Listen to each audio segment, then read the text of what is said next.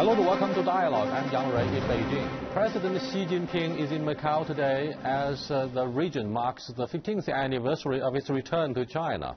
While the region once had the world's fastest growing economy on the back of its gaming, it is now struggling with declining GDP and its first drop in casino revenue since public data was first released in 2002.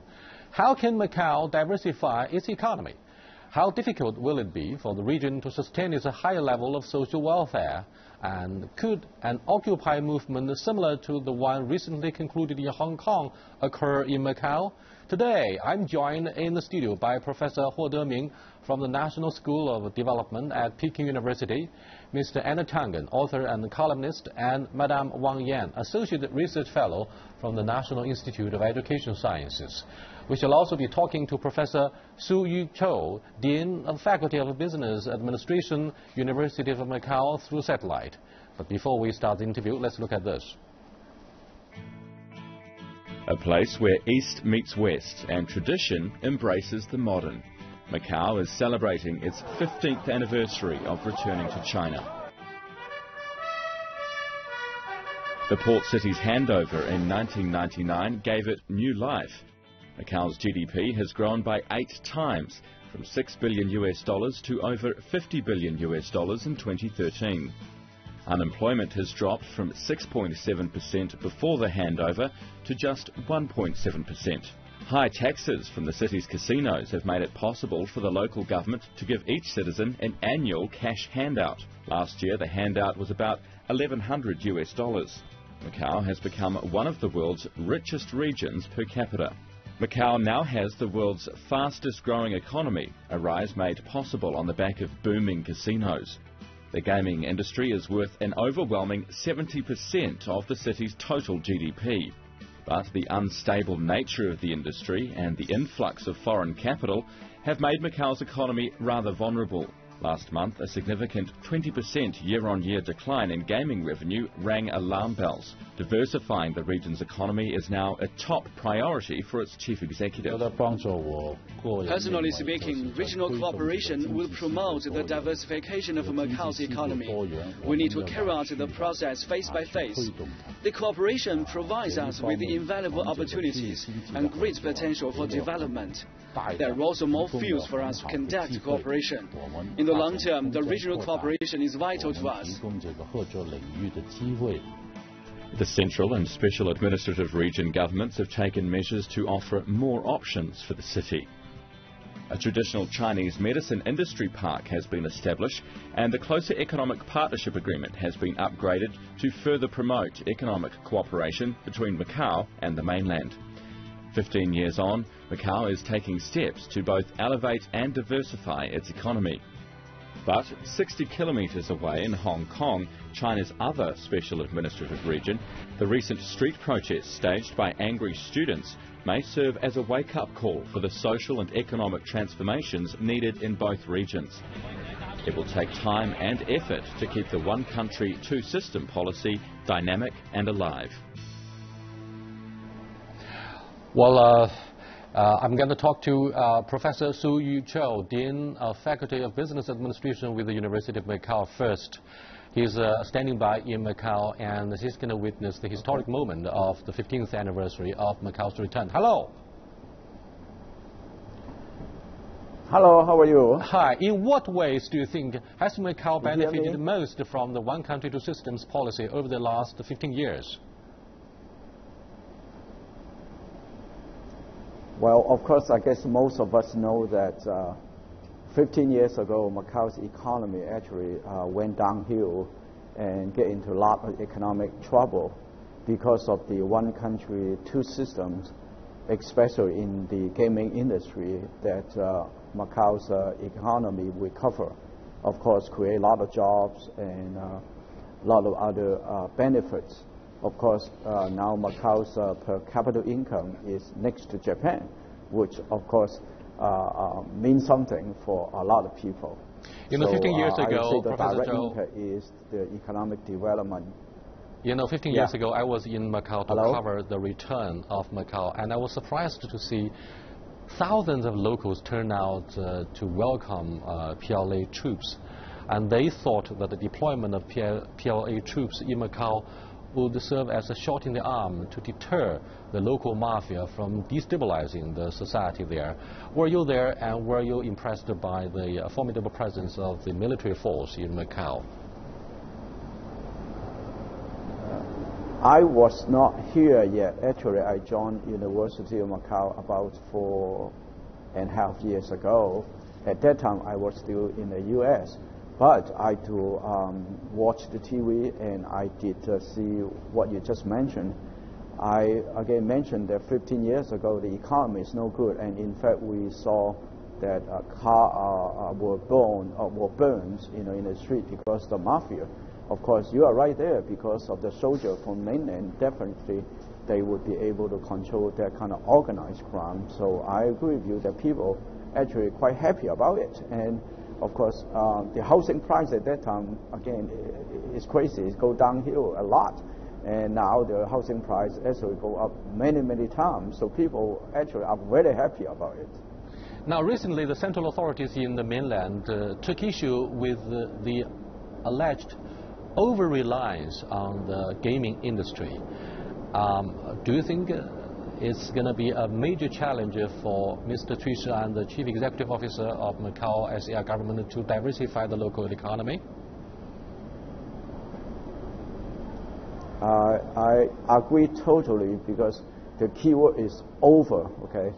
I think, yes, we need the gaming and casino industry to jumpstart the economy, but then now I think it more or less serves its historical function. Now we need to diversify. The key again is how and what industry. I believe that we could again model after Las Vegas, which is more or less become a family entertainment center. So not just gaming, but other entertainment activity such as concert, dancing, shows, shopping, so on and so forth. Now, we still need to keep that casino gaming industry going, because it's a very important element for tourism. So by diversifying, I mean you need to go into, I guess, non-gaming that would be related to gaming.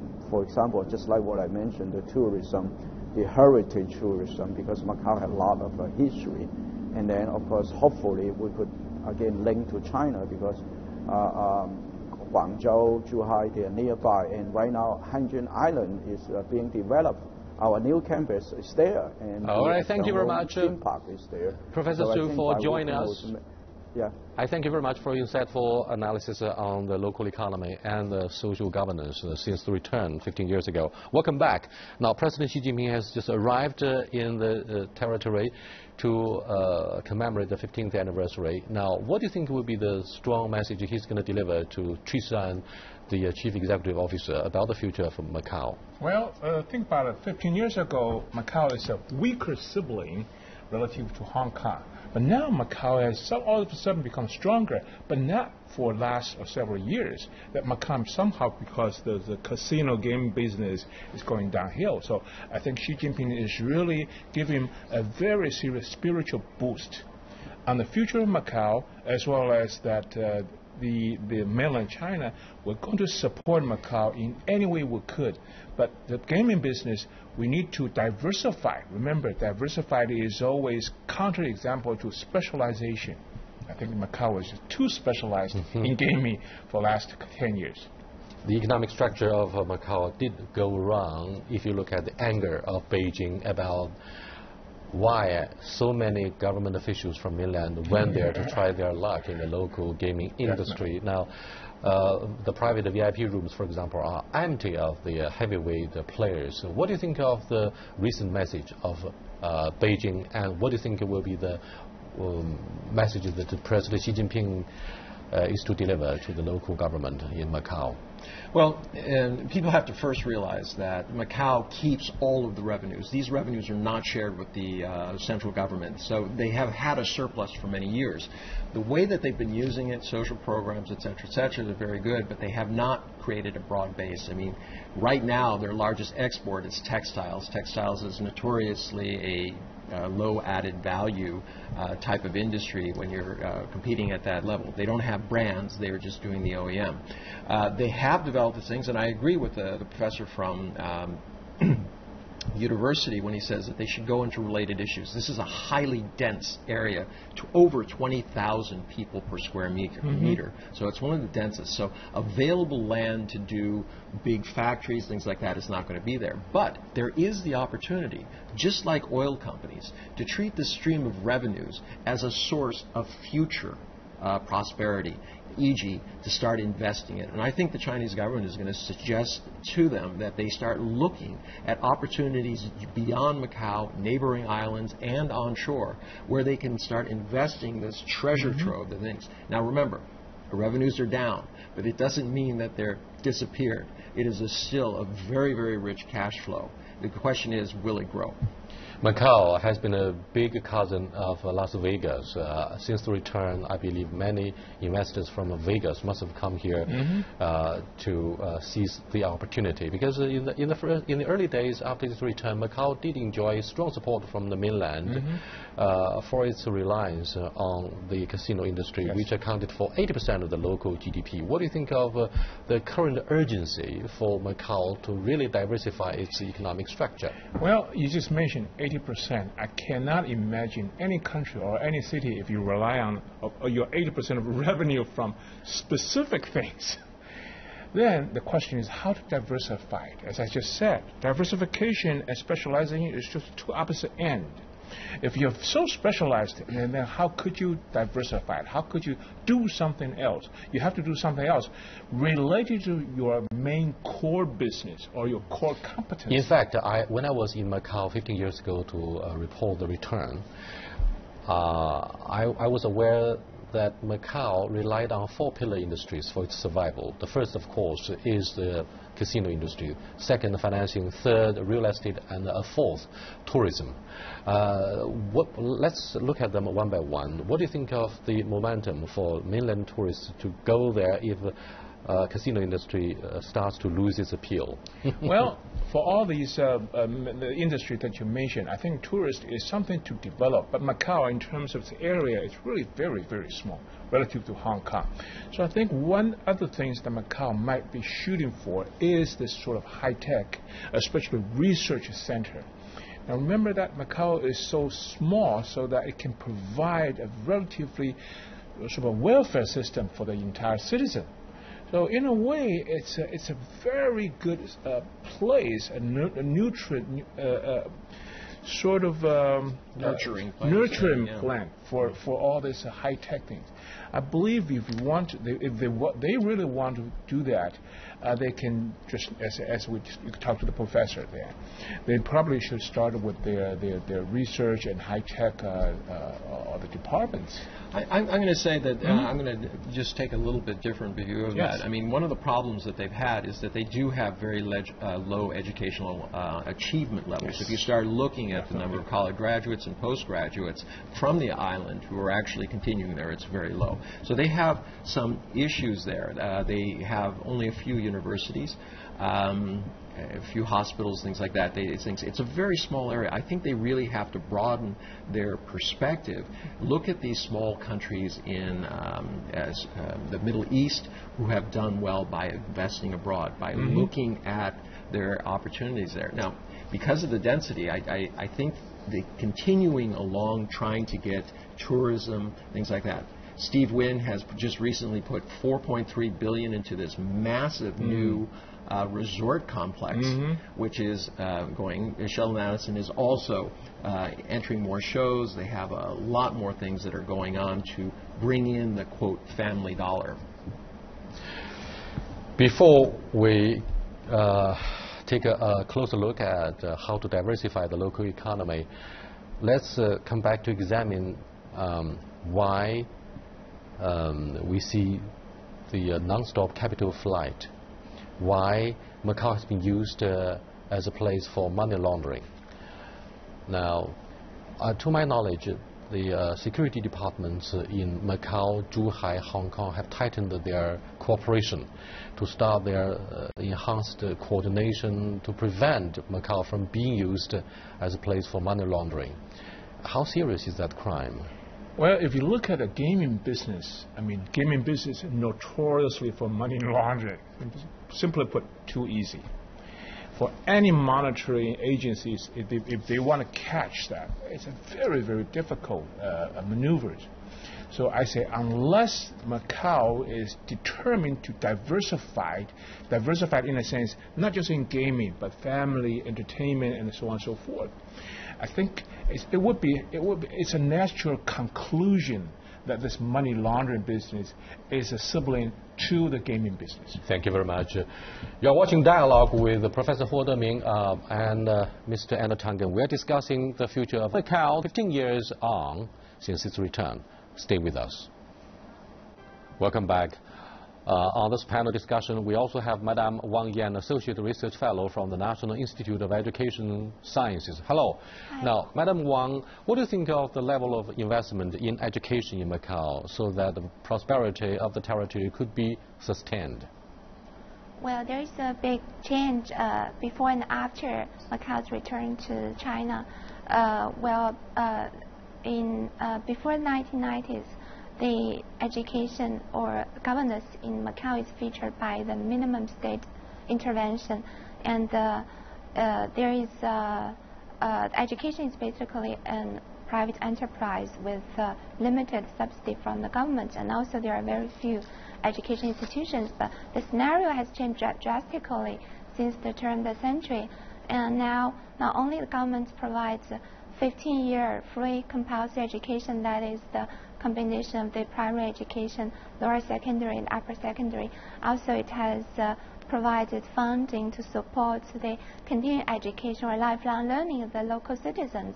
And also, there are more funding support for the development of the tertiary education in partnership with the local education institutions and also the education institutions in other countries.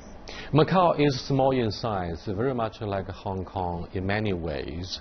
If you look at the sunflower protest movement in Taiwan a few months ago and the just concluded Occupy Central movement in Hong Kong, most of them were organized and engineered by angry youth who are university students, and the moment they graduate, they're going to lose their jobs. They won't have jobs.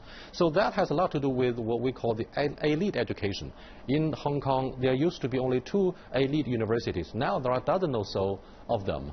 Do you think the same could be discussed about the future of Macau? There will be a labor surplus and the jobs could not, no enough jobs would be created to live up to the expectation of those anxious university graduates. Therefore, it could be a serious social problem. Well, I think the problem in Hong Kong is not only with the employment prospects for the university graduates, but also it's related to the political culture heritage from the British colony. But the picture is quite different in Macau because Macau is featured by the multicultural. We didn't see any strong influence or impact of the political culture that is mostly resulted in or impacted by the benefits that the citizens, local residents, have gained from the governors in the Portuguese colony, but rather there is a big change towards the positive side after Macau's return to the mainland China, because the more intervention, especially the positive intervention to help to implement the social policy and also the education policy. So I think this on one side will help improve the employment prospects of the local people, including the tertiary graduates. On the other hand, will build up people's confidence in their future prospects. So I would see much less likelihood to what happened in Hong Kong now that would happen in Macau. Thank you very much. That's Madame Wang Yan from the National Institute of Education Sciences. Now, Anna, what do you think would constitute the bulk of a competitiveness or competitive edge of a university in terms of the sustainable growth of Macau and its innovation for sustaining the growth? What would be the most valuable kind of investment for the talented professionals in the territory? Well, I would take a page from things. I mean, Macau has been bringing in top-notch professors. They've been willing to spend the money to build the education. But you also have to start building, research entities. What are you doing? It's not just are you teaching, but universities today are often judged by what kind of things. MIT, Harvard, UK, it's always about the end product. Are they creating new enterprises, new technology, and things like this? So I think that's an area where they have to actually shine. It's not just putting money into the manpower, but you have to put the human resources to work, show accomplishment. Human capital is always the foundation to any successful growth stories. Now, what I've seen is that in Macau, before the returning to China, is these gangsters that are running the shows. But after returning, well, the central government came in and suppressed all the mafia, the gangsters. But with the specialization in gaming industries, we've seen the problems. Now, what are we going to do in the future? Human capital, human resources, those are where the things were neglected by the Macau administration. So I think from now on, they have to face these serious questions, because you cannot rely on mafia, you cannot rely on gaming. Well, what can you looking forward to? There's another issue to this too, that because of they continue on the tourism and the gambling, these are industries that use vast numbers of very low-paid people. Yes. They need bodies. So this is not going to be the future. This is not going to be the future for local things. In fact, there's been complaints that there's so many now, almost 100,000 guest workers who are living there. So there's locals who are saying, well, what's our future? And we don't want to be dishwashers there. We want something better. You know, since the devastating financial meltdown in 2008, what Beijing has been doing is to restructure its economy. Similarly, Hong Kong and Macau need to diversify their economy. Now, the next question is very much about what benefits can both Hong Kong and Macau gain from, for example, the regional prosperity of the Pearl River Delta region. Mm-hmm. Now, a bridge is likely to be set up very quickly between Zhuhai, port city of mainland in Guangdong province, Macau and Hong Kong, so that the three major areas could be put into together, they could get integrated and form their own regional economic integration. Do you think this is likely to give a momentum to the, or a boost to the local economic growth? Oh, definitely. Land, capital, human resources, human capital. Those are the three key ingredients to economic success. Now, in the future, as far as I see, is that either Hong Kong and or Macau is going to be part of the Pearl River Delta. So in a sense, we're going to have a sufficiently large amount of area, land, plus human capital, plus capital. Now, physical capital, either you define it as a financial capital or constructions and so on and so forth. Those were the building stones for big Pearl River Delta. And then eventually, Hong Kong and Macau, they will still going to maintain their international reputations as the more front runners, but leading the rest cities along the way on Pearl River Delta. I see another aspect to it. This is by the physical connection between these three entities, you're going to get more of a normalized process. I mean, even today, if you ask somebody from Hong Kong, where are you from, they won't say I'm Chinese. They'll say I'm from Hong Kong. And the same thing with Macau. The fact is, in the next 45 years from now, they will be part of China. And this normalization process has to start at some point. So there's a sense of a growing identity of shared values with China as opposed to being separate. Both Macau and Hong Kong adopted the policy of one country, two systems. However, very much like what Anna Tangen said, people in Hong Kong would first and foremost say, oh, I'm a person from Hong Kong, I'm a Hong Konger, and I'm not a mainlander, I'm not a Chinese. Why do you think those in Macau, in sharp contrast, would proudly say, I'm part of China, I'm from Macau, and I think Macau is an indispensable part of the mainland of China? Well, that's a very good question. I'm proud to say I'm a Beijinger.